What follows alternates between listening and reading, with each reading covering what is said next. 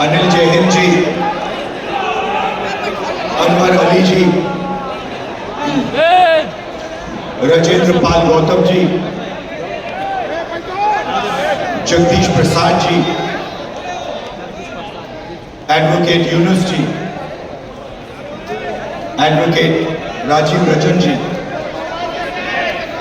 राजन जी, विजय चौधरी जी, संजय वाल्मीकि जी, विनोद चौधरी जी, मनोज प्रसाद प्रजापति जी, भागीरथ मांझी जी, भाइयों और बहनों, आप सबका यहाँ बहुत बहुत स्वागत।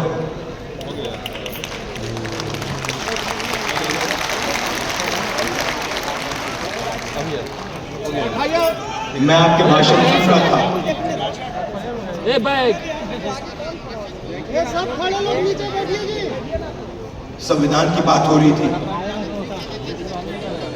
अरे कल डिलीट मार देगा वीडियो, क्या बना रहा है, सुनो बढ़िया से। और जब हम इस किताब को देखते हैं, दिखाइए जरा अपना संविधान।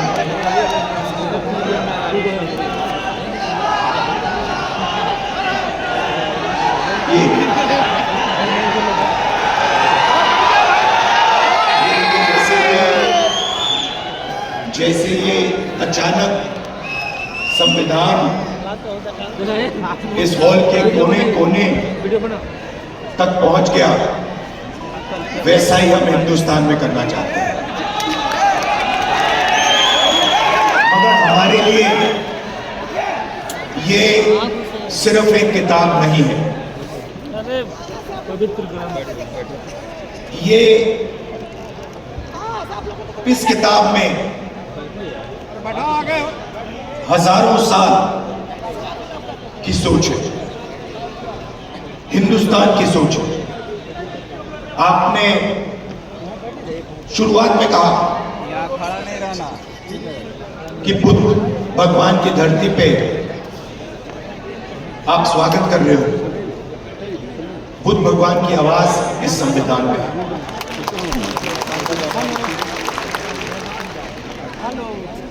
और हर स्टेट में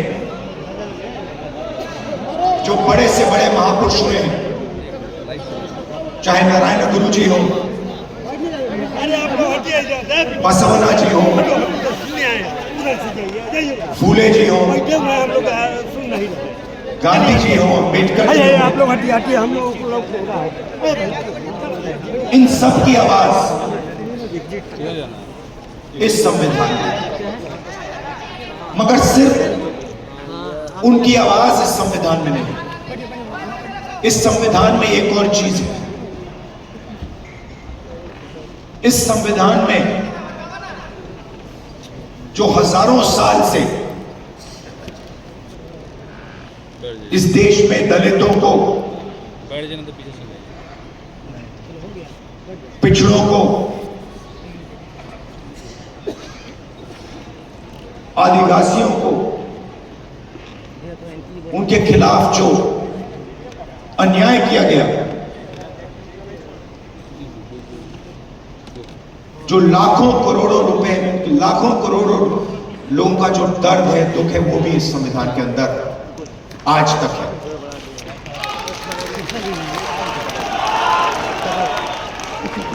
और इस संविधान में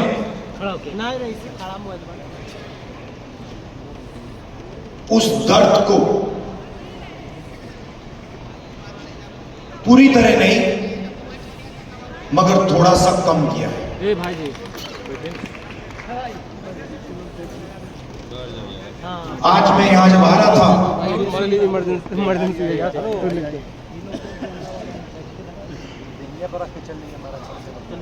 गंगा जी की ओर मैंने देखा, गाड़ी में बातचीत हो रही थी और मैं सोच रहा था कि ये लगती तो एक नदी है,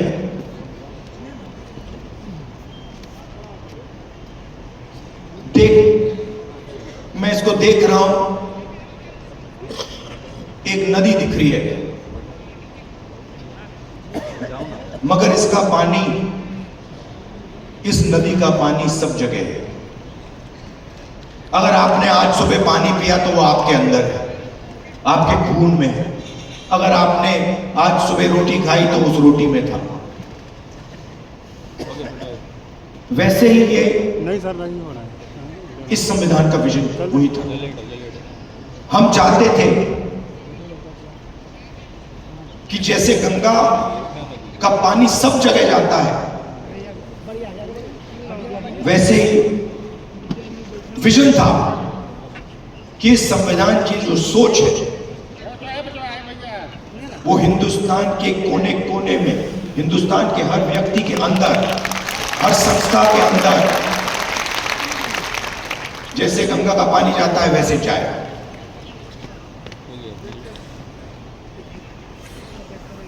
और कुछ दिन पहले मोहन भागवत कहते हैं कि गंगा गंगोत्री में नहीं शुरू हुई। हिंदुस्तान को आजादी 15 अगस्त 1947 को नहीं मिली,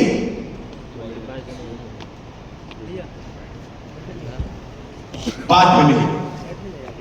तो अगर मोहन भागवत कह रहे हैं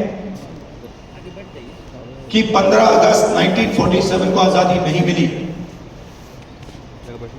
तो वो इसको नकार रहे हैं। वो कह रहे हैं, खुले स्टेज में कह रहे हैं कि इस किताब में जो सोच है उसका हिंदुस्तान के लिए कोई मतलब नहीं है। यह आजादी का नतीजा नहीं था, क्योंकि उस समय मोहन भागवत के मुताबिक आजादी तो मिली नहीं।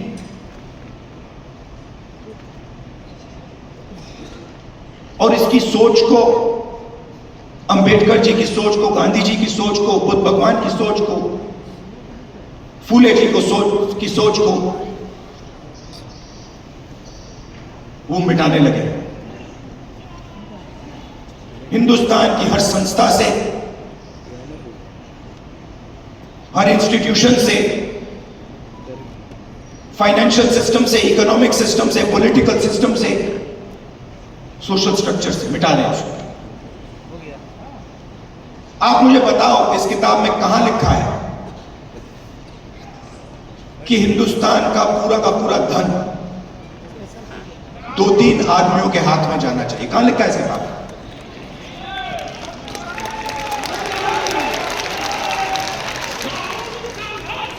तो मोदी जी आते हैं, पार्लियामेंट में आते हैं, पहले कहते थे 400 सीट आएंगे तो इसको हम बदल देंगे, और फिर जब आप लोगों ने, हमने मिलकर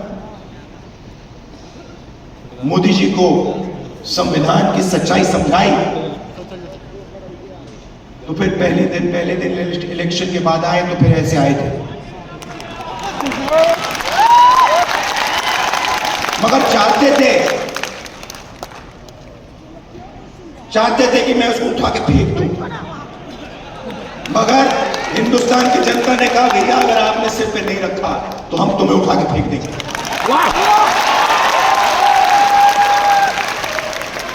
तो इसलिए प्रधानमंत्री ने इसको यहां रखा, मत्था टेका, अंदर चले गए और फिर अपना काम फिर से शुरू कर दिया। मैं आपको 2-3 आंकड़े देना चाहता हूं।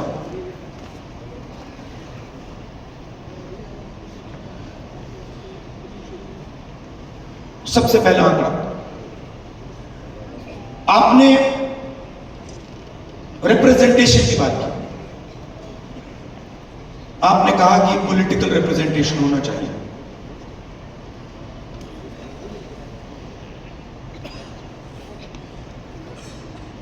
आज के हिंदुस्तान में एमएलए के पास,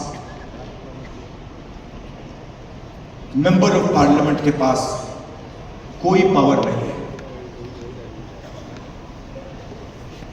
मैं मिलता हूं लोकसभा में बीजेपी के पिछड़े वर्ग के एमपी से, दलित एमपी से, आदिवासी मेंबर ऑफ पार्लियामेंट से। वो मुझे कहते हैं भैया हमें पिंजरे में बंद कर यहां टांग रखा है।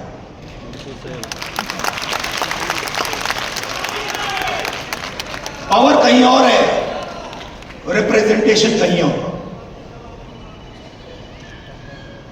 इसका यह मतलब नहीं है कि रिप्रेजेंटेशन नहीं मिलनी चाहिए, मिलनी चाहिए, जरूर मिलनी चाहिए और मिलनी चाहिए, मगर मेरा कहना है सिर्फ रिप्रेजेंटेशन से काम नहीं होने वाला है। हिंदुस्तान की सबसे बड़ी कंपनियों की लिस्ट निकालिए, अदानी, अंबानी, टाटा, बिरला, लिस्ट निकालिए। 500 कंपनी की लिस्ट निकालिए। इनको हिंदुस्तान की सरकार देश का पूरा धन पकड़ा रहा है। एयरपोर्ट्स, पोर्ट्स, सेलफोन, सारा का सारा धन इन 500 लोगों को पकड़ाया जा रहा है। और मैं आपसे पूछना चाहता हूं, इन 500 लोगों में से, इन 500 कंपनी के मालिक में से आप मुझे एक पिछड़ा वर्ग का व्यक्ति का नाम बताइए। एक दलित, एक आदिवासी का नाम आप मुझे बता दें। आपको एक नाम नहीं मिलेगा। इन कंपनियों की मैनेजमेंट टीम की लिस्ट निकालो, उसमें दिखा दो मुझे एक दलित नाम दिखा दो, एक आदिवासी नाम दिखा दो, एक पिछड़े वर्ग का नाम दिखा दो, एक माइनॉरिटी का नाम दिखा दो।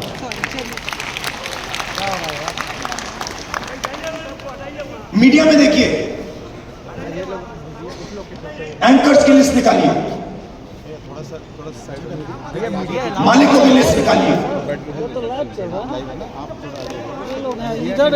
20-25 कंपनियां, मीडिया की कंपनियां पूरा नैरेटिव बनाती हैं, हिंदुस्तान का नैरेटिव बनाती हैं। उसमें किसान की कोई बात नहीं होगी, पिछड़ों की कोई बात नहीं होगी, दलितों की बात नहीं होगी, मजदूर की बात नहीं होगी।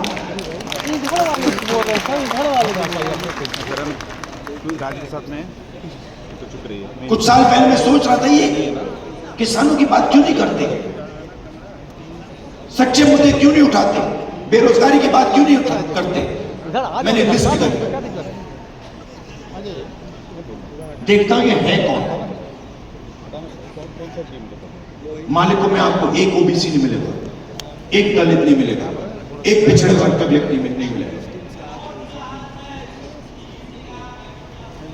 है ही नहीं उसमें। आपके लोग है ही नहीं उसमें।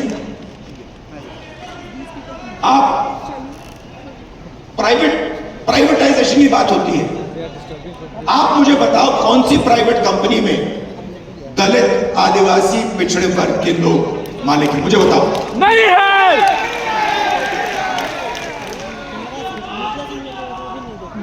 मैं कल कुछ दिन पहले रात को एम्स गया, मेट्रो स्टेशन में लोग वहां 600-700 लोग लेटे हुए हैं। किसी को कैंसर हुआ है, दिल की बीमारी है, वैल्व नहीं काम कर रहा, सांस नहीं ले पा रहे हैं, प्राइवेट अस्पताल में जा नहीं सकते। आप लोग पूरा का पूरा सिस्टम, चाहे वो प्राइवेट अस्पताल, शिक्षा का सिस्टम हो, तो तुम नीचे बैठ जाओ, स्वास्थ्य का सिस्टम हो, बिजनेस का सिस्टम हो, आपके लोग है ही नहीं उसमें। आपने लड़ाई लड़ी, बहुत अच्छी लड़ाई लड़ी, और राजनीतिक रिप्रेजेंटेशन आपने पा लिया। मगर अगर मैं आपको सच्चाई बताऊं तो आपको सत्ता कहीं नहीं मिलेगी। क्योंकि हुआ क्या, जब इन लोगों को पता लगा कि पिछड़ा वर्ग, दलित ये रिप्रेजेंटेशन ले रहे हैं,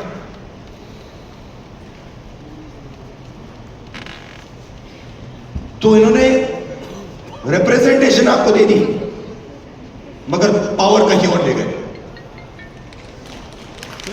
बढ़ जाइए थोड़ा, पावर कहां गई? Power Adani Ambani, power RSS, हर संस्था में अपने लोगों को डाल देते हैं। मैंने लिस्ट बनाई आरएसएस के जो अपॉइंटीज हैं, हजारों अपॉइंटीज होते हैं सरकार में, बोर्ड, कॉर्पोरेशन, गवर्नर, हजारों होते हैं। मैंने लिस्ट निकाली, ये आरएसएस सत्ता के सिस्टम में किसको डाल रहा है। उसमें आपको एक पिछड़े वर्ग का नहीं मिलेगा, एक दलित नहीं मिलेगा, एक आदिवासी नहीं मिलेगा।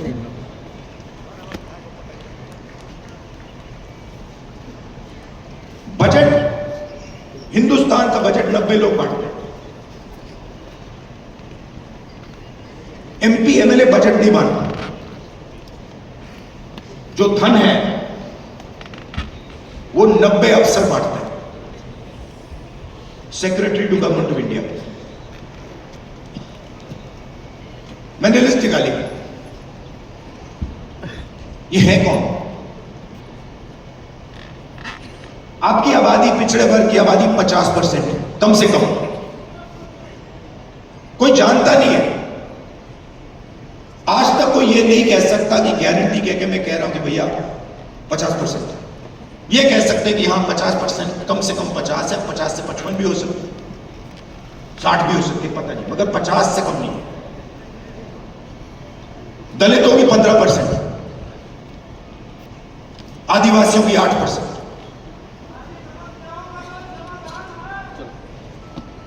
इसीलिए तो हम यहां आए हैं।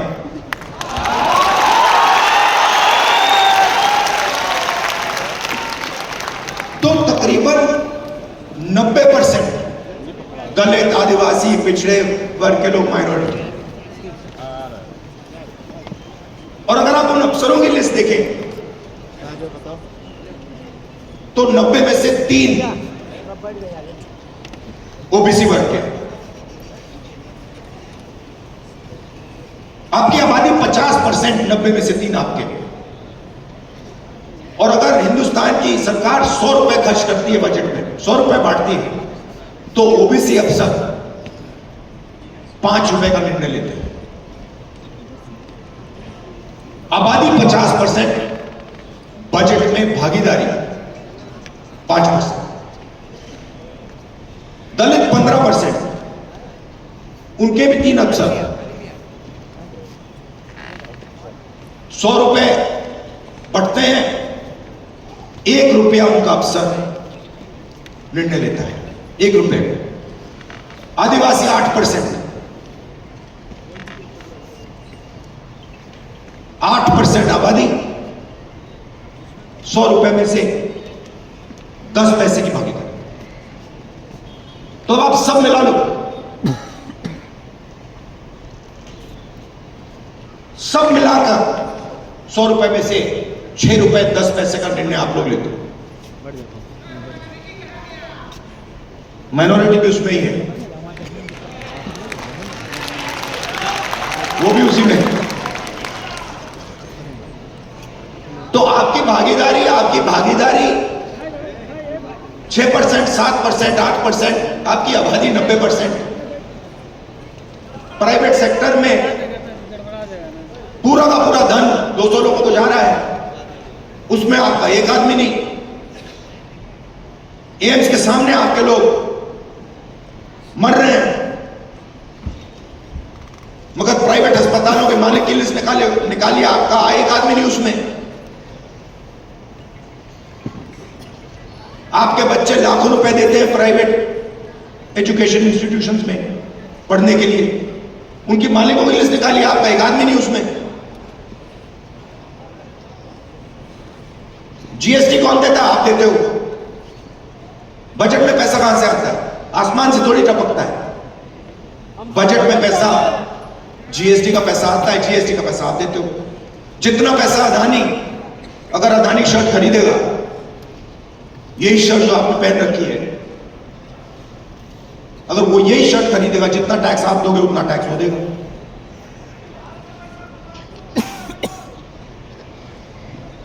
तो हो क्या रहा है? आप मेहनत कर रहे हो, आप जीएसटी दे रहे हो, आपके जेब में से पैसा निकलता है, महंगाई बढ़ती है। आपका पैसा कहां जाता है? प्राइवेट अस्पताल में जाता है, प्राइवेट यूनिवर्सिटियों में जाता है, सीधा ट्रांसफर हो रहा है। दलित, आदिवासी, पिछड़े वर्ग, माइनॉरिटीज, आपके जेब में से पैसा ट्रांसफर हो रहा है बस, और आप देखते रह रहे हो। ये प्रॉब्लम है। अब पहला कदम हमारे लिए क्या है, मैं आपको बता देता हूं। पहला कदम हमें यह पता लगाना है कि सच्ची स्थिति क्या है, सच्ची सिचुएशन क्या है। जाति जनगणना, और हम छोड़ने वाले नहीं हैं। और ये बिहार वाला जाति जनगणना नहीं, ये फेक जो जाति जनगणना इन्होंने किया है, लोगों को बेवकूफ बनाने वाला ये नहीं। और जाति जनगणना के बाद आप क्या एक्शन लेंगे वो सबसे जरूरी है। जाति जनगणना क्या है? जाति जनगणना एक्सरे जैसा है। किसी को चोट लगती है, डॉक्टर के पास जाता है, कहते हैं डॉक्टर मेरे हाथ में दर्द है, डॉक्टर एक्सरे करता है, कहता है हाँ हाथ टूटा हुआ। तो जाति जनगणना एक्सरे एमआरआई जैसी चीज है, उससे दूध का दूध पानी का पानी हो जाएगा। सबको पता लग जाएगा हमारी आबादी इतनी है, भागीदारी इतनी है। मगर उसके बाद जाति जनगणना के बेसिस पे पॉलिसी बननी चाहिए। तो हमारा विजन क्या है कि हिंदुस्तान का पूरा जो सिस्टम है जो कोलैप्स कर रहा है, क्यों कोलैप्स कर रहा है? क्योंकि अन्याय है। गरीब लोगों के पास रोजगार नहीं, किसान को सही आमदनी नहीं मिलती, मजदूर को सही कॉम्पेंसेशन नहीं मिलती। क्यों? क्योंकि पूरा का पूरा धन वही 10-15 लोगों के हाथ में जा रहा है। तो एक बार जाति जनगणना होगा, हमें पता लग जाएगा कि किसकी कितनी आबादी है और हिंदुस्तान के सिस्टम में उसकी कितनी भागीदारी है। प्राइवेट अस्पतालों में कितनी भागीदारी है, कॉलेज यूनिवर्सिटीज में कितनी भागीदारी है, मीडिया में कितनी भागीदारी है, कॉर्पोरेट इंडिया में कितनी भागीदारी है, ब्यूरोक्रेसी में कितनी भागीदारी है। और उसके बाद हम सही प्रकार से विकास की बात कर पाएंगे। बिना जाति जनगणना विकास की सही तरीके से बात नहीं की जा सकती है। तो इसीलिए मैंने पार्लियामेंट हाउस में कहा है, साफ कहा है कि चाहे कुछ भी हो जाए, मोदी जी के सामने मैंने कहा है, चाहे कुछ भी हो जाए, कांग्रेस पार्टी इसी लोकसभा में और राज्यसभा में जाति जनगणना आपके मुंह के सामने पास करेगी।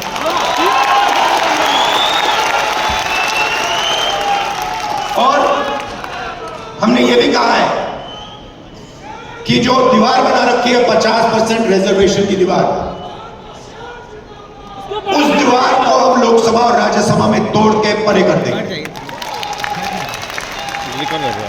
रिजर्वेशन 50% से ज्यादा होना चाहिए, जाति जनगणना होनी चाहिए और हर जात को इस देश में भागीदारी मिलनी चाहिए। और ये सिर्फ हम नहीं कह रहे हैं, ये सिर्फ आप नहीं कह रहे हैं, ये कॉन्स्टिट्यूशन कह रहा है, ये संविधान कह रहा है, इसमें लिखा हुआ है। इसमें लिखा है हिंदुस्तान के सब लोग एक जैसे हैं, समान हैं और सबकी प्रगति होनी चाहिए, सबकी भागीदारी होनी चाहिए। तो हम कॉन्स्टिट्यूशन के लिए, संविधान के लिए लड़ रहे हैं, संविधान की रक्षा कर रहे हैं और इसकी सोच को हम पूरे देश में फैला रहे हैं।